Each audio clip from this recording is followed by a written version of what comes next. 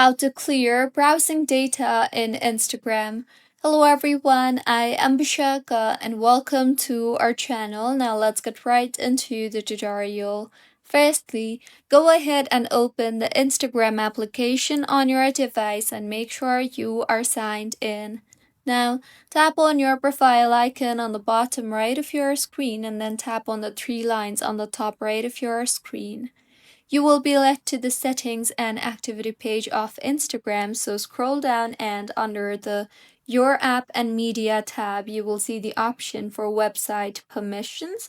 Tap on the website permissions option and then tap on the browser settings option and further tap on the clear cookies and cache option you see there, and in the confirmation that pops up, tap on clear, and with this the browsing data in Instagram will be cleared.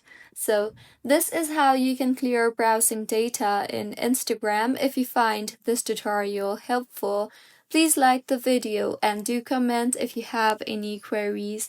Also, do subscribe to our channel for more helpful tutorials like this. See you on the next one.